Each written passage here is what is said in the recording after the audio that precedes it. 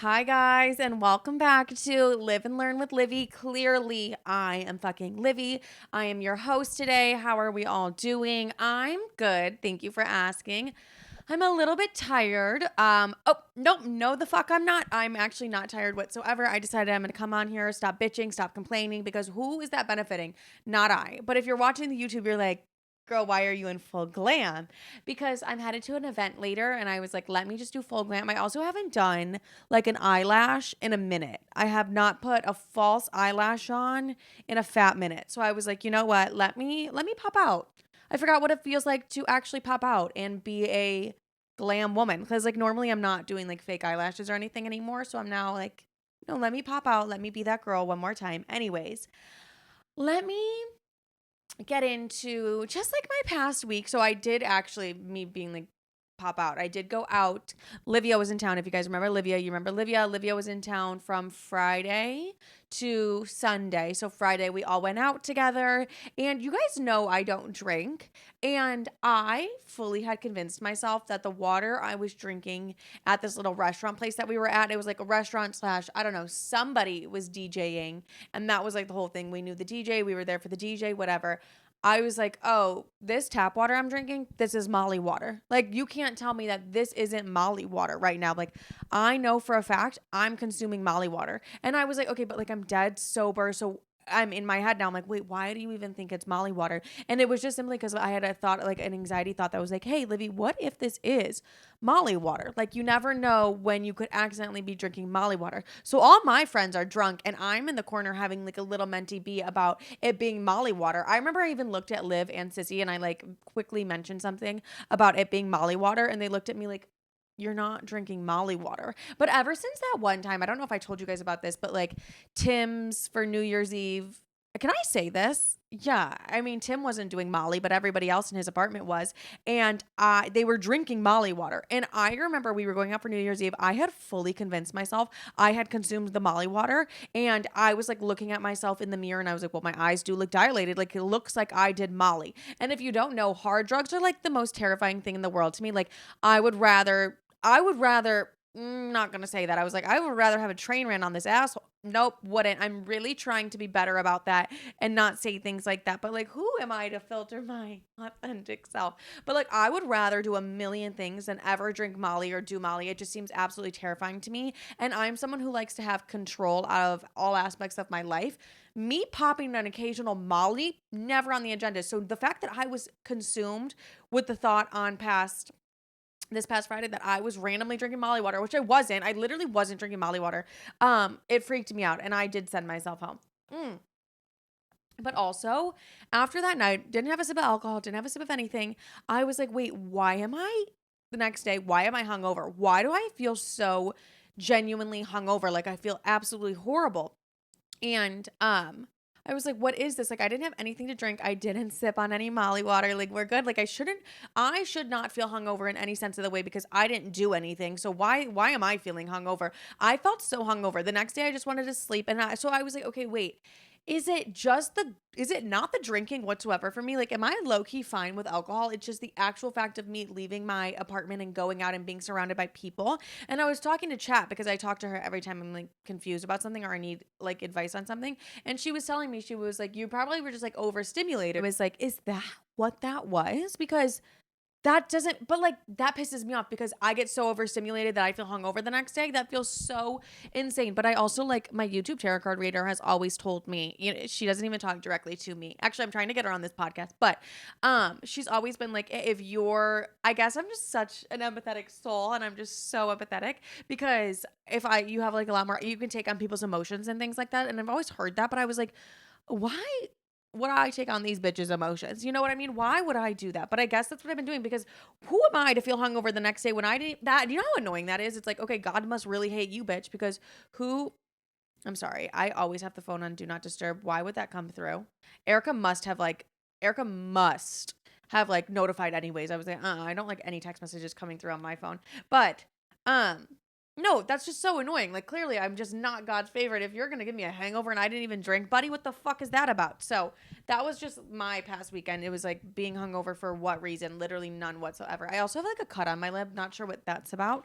But you guys remember last week that I told you, so one of my Hinge matches like got removed, and I was like, that's so crazy that I had like a weird feeling about him. That fucker texted me. He texted me, I'd like to see you this week. I did not respond. I was like, I care way too much about my life and my livelihood than to go with a man who gets removed off. You know how fucking weird you have to be to get removed off of Hinge, like the weirdest fucking app to begin with, and you get removed off Hinge. You're weird. You're weird as shit, and you want to see me? Was I tempted? Absolutely. Was I? Absolutely. I'm like, I want to know firsthand why you got like kicked off Hinge, but it's like, am I asking to be like killed, Livy? Like, what is wrong with you? So I just thought I'd update you guys on that because I know last week I told you like, oh, this fatty from. Don't say that, Livy. Okay. But this guy from Hinge, like whatever, got removed from the platform. That's that. So anyways, I was supposed to go on a date this Monday. And you know what? I'm in this new era of dating. Like, yes, I'm going on dates. I'm doing all these things. And like my previous boyfriend, who like the man I only knew for like a couple days or whatever, he treated me really well. And there was things that I really liked about him that I'm like, okay, if the person that I'm not seeing in the future, like doesn't do these things, I'm not really that interested in going on a date. And I would say the number one thing is just being considerate and like you trying to make my life easier. If you're not actively trying to make my life easier, then I really don't want to be with you. I don't want to be around you. Like that's not fun to me. And I'm not even like asking for money. You know what I mean? It's nothing like I'm like, oh, pay my bills or anything. Absolutely not. I don't care about that stuff. I care about like the fact that you scheduled a date at 8:30 p.m. Like, do you even know that I go to bed at 9:30 p.m.? Like have some remorse for your girl. I don't think it's called remorse, Libby. Have some fucking consideration. I don't know what it's called, but just someone, even the other guy that I went on a date with, he was like, whatever I can do to make your life easier in this situation, like you let me know. And like, that's the kind of energy I'm looking for. And like this man scheduled a date for a prohibition bar. I'm sorry. I don't even drink. I'll act like I do, but no, sorry. What? No. I don't even drink. Also, prohibition bar. Sissy was like, do you even know what the prohibition is? Do I even know what the prohibition is? Yes. But why am I going to a prohibition bar in Kips Bay when I live like all the way uptown? Like have some thought, have some fucking decorum, have some decency. What was this? I'm sorry. I literally like gave the rock on signal and I just meant to point my finger. But I was like so annoyed by that. I was just like, this is like honestly really annoying. And I was like, I'm not going to just like go on this date just because I feel like I should be dating. I want to date people who have who are intentional and like thoughtful and caring, where it was like the one man, like my ex-boyfriend who I only knew for a couple days, whatever. He was like super intentional. Like, oh, hey, like I know you go to bed early. Do you want to do this time? Da, da, da, da, da. That's what I'm looking for. You could call it bare minimum because it is bare minimum. But like, that's all that I really want within dating. I don't want anyone's money. I don't want anything, but like making sure that you're just like being considerate of me, calling me a car if you want to. Like, I love it. I love it. Like, that's one way. You want to see me? You want to get me on a date? Call a car. I'll be there, babe. I'll be there. Call the car for me. And I've only had like a handful of men do that. And now that I've been more accustomed to it, I'm like, yeah, I'm never going on a date with a man who doesn't call me a car. Like, that's just not the energy I need. Like, I just don't need that. So that's my little dating update, but I canceled on that date. And okay, I did just post a TikTok about this, but I texted my ex-boyfriend, why did I text him? You know what I mean? Like, why did I text him? Oh, I'll tell you why. I had a dream about him. And I am that type of girl. If I have a dream about you, I immediately need to speak to, like, I just need to, and that's such a toxic trait because it's like, Livy, you're gonna have dreams about so many men, like, and I have had dreams about so many men, so it's like, maybe like don't hit them up. I don't know, maybe just like don't do that. And it's so hard for me to like not be like, but then in the dream we were so cute together, and I was just like, oh, this is like so unfortunate. Also, I know I like you calling him my ex-boyfriend. Like, I'm genuinely kidding. I texted him and all those things, and you're like, okay, it's sounding like you like him. Like, obviously, like I'll always like him a little bit, but like I would actually throw him in front of a bus if you were like, your husband's around the corner and like your husband doesn't want you to speak. Like, I would actually like sacrifice him to the wolves. I would be like literally eat him alive. You know what I mean? Like, I think I just really like the potential, and we'll get into like that's kind of just what this episode's about, of just like I like the potential of him, and like I actually do like him as a person and everything. He like, this is what I keep saying, it's like the universe dangled exactly what I wanted right in front of my face and then was like taking it away. And I was like, wait, but why? Like, I was so down to suck that dick for the rest of my life. Not actually. But I was like, oh, I really liked that one. So it's just like, that was a little bit annoying to me. But also, it's like, I'm really not that hung up on it. And I know I'm like sounding like I am super hung up on it. And I know this podcast episode is kind of like dedicated to that whole thing. But like, actually am really not that hung up. You're like, who are you convincing, us or you, babe? Because it sounds like you're convincing yourself a little bit more than it sounds like you're convincing us. But like, I just genuinely wanted you to know, like, if I met a man tomorrow who was like so phenomenal, yeah, no, like, I'm kicking that one I would kick that one in the head. Like, I would gladly kick that one in the head. Like, I don't feel an emotional attachment to him or anything like that. Even like with other guys in the past where I've like felt like I've had such like an emotional attachment and I can't let go of them kind of thing.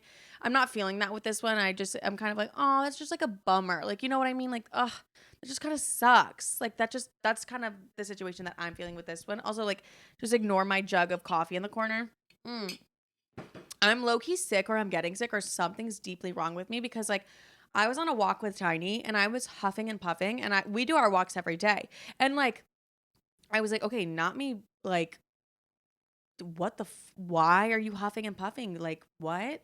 And I just genuinely think it's because I'm getting sick and I like genuinely have no energy or anything like that. And you're like, you never have energy. You're so annoying. You probably are like, yeah. But whatever. Now that we're talking about that, man, I wanted to get into like the letting go process, because I'm either one of two ways, and goes for friendships, relationships, anything. I either am like, when it's time to let go of someone, okay, cut you off, we're good, I'm never speaking to you again, I'm ice cold, you're never gonna hear from me again, we're good, I'm done here. Or you're gonna get the side of me where it's like, oh, like, I don't want to let him go, you know what I mean? But normally I would say I'm more of like the ice cold bitch, where it's like when it's time to cut somebody off, I will cut them off. I'm low key very passionate about cutting people off, because I just feel like if someone shows you their true colors, like, yes, cut them off. But also, if someone is just not pushing you to be the best version of yourselves, yes, cut them off. Like, I'm very big on cutting people off, but letting them go can just be difficult sometimes. And I completely get it. And I think it's a really natural part of life to have to let people go, but it doesn't make it any easier just because it's like, okay, cool, it's like a natural part of life. Like, I'm still struggling with it. And I feel like I'm also the type of person who I genuinely fall in love with potential. Like, I was about to be like, I'm a big bitch who falls in love with potential, but like, I will never refer to myself as a big bitch, because that's so triggering to me. But I am just a girl that really does fall in love with like the potential of somebody, just because I'm like, I just know people can be so great. So I'm like, oh, I just want you to be so great. And I'm like, I can see it in you. But at the same time, like, potential is just how much I view them rather than what they actually bring to the table. Like, their potential isn't shit at the end of the day. Like, it genuinely isn't. And I really am that type of girl that will fall in love with like the potential, which makes it harder to let go of somebody when you're so caught up on the potential of all the amazing things they could do, or how fun it would be to like be together and those things. So it's like, not only are you letting go of that person, but you're letting go of the potential that you see for them. And I think that's almost harder than actually letting go of that person, because you're letting go of the like, oh my God, but we would have been like such a good couple, or we would have been all these things. Like, letting go of that is equally as hard as like letting go of the person. I would say it's like equal, where it's like when you let go of somebody, you're also letting go of like the potential that you saw in them and the things that they would have and could have done. But it really just is. And Erica was telling me this. She was like, you like to let them linger. Like, I do like to let them linger. For example, like the one man who does my taxes, like, who I genuinely think is having a baby this year. We used to like, I spoke to him for like a year and I like really liked him kind of thing. And now he just does my taxes and I could actually he's another one where I'm like, sacrifice him to the wolves, bitch. I will keep people, or like, it's either the door is like fully closed or it's like a little half open, where it's like, honestly though, like, him doing my taxes is super convenient for me, so I'm probably gonna keep him to do that because he does it for dirt cheap, because I'm that girl. No, but also with like Frenchie knows, if you guys don't know, that's like my ex-boyfriend. He can like text me whenever he wants. He doesn't know that I'm gonna like respond. And I do still think I'm like a hard ass bitch, in the sense where I'm like, yeah, I'm not gonna see you. Like, I'm not gonna do, like, Frenchie literally is always like, oh my God, I want to fly you to the south of France and spend the summer with me there. And you know what? As tempting as it is for that man to fly me to the south of France, especially because like, dick was bomb. But like, especially like those things, like I'm never gonna do it, but it's like, okay, then why do you even keep the door open a little bit? Like, okay, cool. I would almost rather be like, you know what, I'm gonna try it with him again. We're gonna go at this again, get my heart broken all over again, then like leave the door a little bit open, because it's just like you're just showing them that you are a revolving door and they can come in and you're out of your life like whenever. And I actually now realize that this actually has nothing to do with my tax man, because like he will be doing my taxes for the Lolo. Will I be in prison? Will the IRS get me? Maybe. Anyways, but he's going down with me. No, he's actually good at what he does. But like, that's just like kind of what I've been thinking, where I'm like, okay, it's still like a revolving door. Like, and even with my ex-boyfriend, who like wasn't my boyfriend whatsoever, that I only knew for a couple days, like even texting him and being like, miss you, like I'm just showing him that like my boundaries can be fucked with, and that you can come in and out whenever you want. And like I'm doing way more harm to myself than I am good. And it's like, just cut it clean, like cut it off. And it's like, I struggle between that and then being like a little bit nice to myself, because it's like, you know what? And Chat always says this to me. She's always like, you did have a connection with him. Like you did like him and things like that. And you haven't liked anyone in a while. So like give yourself grace in that sense. But I don't love the idea of having someone who can like walk in and out of my life. And it's interesting to say, because when I cut off friends, it's a very harsh line and they know they can't come back into my life. And that is that's like a non-negotiable for me. So it's like, but why is it a little bit more difficult for me for like relationships? And I still am pretty good at like cutting them off, but like I still will hear them out when they come back. And you know, some friends obviously, like I've heard out when they came back stuff. And it just, I don't know. Maybe that's just like me being a human and I'm being like a little bit too hard on myself, because I think that is human nature. Like where it's like, okay, you know what? You can give them another chance and things like that. Will they prove themselves to be the same version of themselves? Probably. But like, that's up to you for like what you want to do with that. But I do get really annoyed with myself with the fact that I was like, miss you, like, because I just opened the floodgates. Like that didn't benefit me in any way possible. So it's like, wait, why did you even do that? Like, what the fuck was the purpose of that? And it genuinely is like, well, what is the purpose of that? Like, why even do that, Livy? Like, why even open the floodgates a little bit? And it just, honestly, that's like something I need to deep dive within myself and Chat, because why did I feel the need that I had to text him that? I don't even know. I just like really felt that maybe he was manifesting. No, stop blaming other people, Olivia. It's your actions, bitch. Damn.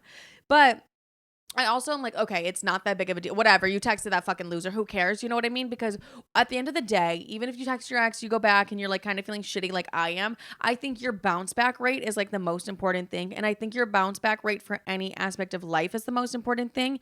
And you're like, what is a bounce back rate? So like, say I fall off track with like my goals or my dreams, how quick am I to bounce back into like the rhythm of how things should be going? For example, like texting him, like obviously wasn't great, but like let me get back to what I know I want and like back and firm in my boundaries and like all those things. And like, okay, let's not speak to him anymore. Let's cut that off. Da da da da da. All of those things. So it's like your bounce back rate. Another good example is like, okay, say you're on a like a strict diet and you have like McDonald's one day. Are you gonna give it up your diet completely and then just become like miserable, or are you gonna bounce back from that and be like, okay, let me get back on my diet, like that was one time, yes, I fell off, that happens, that's a part of the journey, but let me bounce back and get back onto my shit, you know what I mean? So I feel like with evolving and like living life and doing and like I hate when I stutter, like don't stutter. When I fall off, it's like, okay, what is my bounce back rate? I will say I do have a pretty good bounce back rate, besides the fact that he did text me this morning and I was like, is that a pigeon? Because it literally was my dead friend, whatever. Told you guys about that. But I feel like I have a pretty good bounce back rate in the sense of like, I will see when I fall off and I'll get right back on track. And I think that's like the most important. So it's like, okay, if you let somebody in or whatever you do, what is your bounce back rate? How quick are you to get back on track? How quick are you to get back to yourself and like all those things? So that has to be the most important thing. It's like, fuck it, whatever. You texted him. We all text people. But how quick are you to get back on track and be like, oh, okay, actually, I don't want to do that. I don't want this person in my life. And I realize by me even entertaining it and things like that I'm just like delaying any really great things that are supposed to be coming my way. So let me get back on track and like not talk to a motherfucker again. You know what I mean? That's like really what the bounce back rate is. So, my bounce back rate, I feel like is more of like a 24-hour thing. Like I'll recognize that I do something that I'm not supposed to do. Like my intuition was screaming at me and I was like, bitch, you better shut up, because she was like, literally don't text him. And I was like, why don't you quiet down, Rebecca? Anyways, And but then it's like you also, there's not even just like the texting of it all, but there's just like other little things where I'll do things that I know I'm not supposed to do. For instance, okay, this is like sidetracked, but for instance, I do have a really strong intuition, whatever. You guys know I think I'm a psychic, all those things, but like actually being so dead ass with you, I have had several times where I'll be signing something, and I'll give you examples in a second, where I get like a very strong urge, or I get like a message from my dead friend almost that's like, don't do this, like don't do this whatsoever. And I'm always like, that's just my anxiety. But I really think it's like my intuition telling me not to do something, and I just genuinely think I'm ignoring it. For instance, when you guys know the story of like when my first apartment in New York like fell through, and I ended up, like that man, I gave a random man $5,000, and he had to like pay me back and all those things. But God damn, I'm talking fast. But like while I was signing that lease, I was like, should I be doing this? And I swear I had a message from my dead friend being like, girl, don't do it. And I was like, okay, not you being my biggest hater from the other side. Like, not you being my biggest hater and you're dead, girl, really? And then like another time I was signing a contract for a team that I was going to be working with, like a new management team and stuff like that. And I remember asking her, like, should I be doing this? And she was like, literally no. And I was like, okay, this is like the second time the girl has told me no. Like, this can't be her. Like, this has to just be my anxiety. Both of those situations have fucked me so bad. Like, those are actually things I should not have done. Like, the signing with the new management especially has fucked me so bad. To this day, I'm like severely dealing with the consequences of what I did, and it has thrown me back maybe like 7 months. Like, it has been the most traumatizing thing. And it's just like, if I would have just taken a step back and listened to whether it's my intuition, or even if it is like my dead friend telling me not to do something, if I would have just done that, I could have saved myself so much time, so much effort, so much disappointment. It's not even funny. I could have saved myself $5,000. Like, you know what I mean? I ended up getting the money back, but still. And it just like bothers me so deeply, because it's like, Livy, why can't you just like, it's your intuition telling you something. So like, listen. So if you're like a spiritual girly like me and your intuition is screaming at you, like make sure to listen to her, because she has nothing but good things to like protect you from. Because every time I just haven't listened and I just go, no, I'm going to do my own thing, I regret it. I regret it immensely, and I'm dealing with the consequences. So I feel like right now, this chapter of my life too, not only am I getting more comfortable with like letting go of things, I'm also getting more confident in myself and like trusting myself more, because it's like, okay, let me actually trust myself, and let me trust my intuition when they're telling me not to do something. Let me go full force with my intuition, even though it's something that I really want to do. If my intuition's telling me not to do it, maybe I should listen. Maybe there's a reason that I'm not meant to be doing that. And there like was a reason. I wouldn't have like been in the position I'm in today. But it's just like, it is really just a learning lesson. But when I tell you, it's so fucking annoying. Anyways, back to like the letting go process of everything. I just keep reminding myself, like, the longer I hold on to the people who are not meant for me, and the longer I hold on to situations that are not meant for me, I'm just preventing and I'm delaying situations that are meant for me to come back into my life. So it's like, I've always said this, and I've been the biggest advocate of this, but the longer you hold on to something that is not meant for you, is the longer you're just delaying the person that is meant for you, or the situation or the thing that is meant for you to come in. So like, the longer I'm holding on to my little ex-boyfriend, who's like not my ex-boyfriend whatsoever, the longer I'm actually preventing someone who's of value and of someone I'm actually going to want to date and be with, like, to come in my life. And to be honest, the only reason that we really hold on to people is because they're just comfort. And like, the unknown is the most uncomfortable thing ever. And like, the only reason you're going to hold on to someone that you know you shouldn't be with is literally just out of comfort. I just said that. Why did I just say that in like a different tone? But like, discomfort is where you grow the most. Discomfort is where you get to know yourself the most, and all those things. And it's like, I know that, but it's like, okay, then put your fucking words to action, Livy. Okay, not this podcast episode just being like me yelling at me. So sorry about that. But like, that's just genuinely how I'm feeling, where it's like, if you know these things, then act on them. Then like, boss the fuck up and act on them. But like, from a loving place for you guys, like, I know it's difficult to let go of people, places, or things that like no longer serve you. And even friendships, like, I feel like friendships is the hardest to let go of, because you're like, wait, but like, it's a friendship. And I will stand by the fact that like, friendship breakups are harder than normal breakups. That's why like, anytime I go through them, which is like, has been a handful, you're like, well, you're the problem. I swear I'm not. I swear, I wish I could tell you the stories. I swear I'm not. But like, genuinely, I'm not. And with like holding on. Wait, what was I saying? I like literally don't even remember. But yeah, the longer we hold on to the people, places, and things that are not meant for us is like the longer we're just delaying the things that are meant for us to like come in.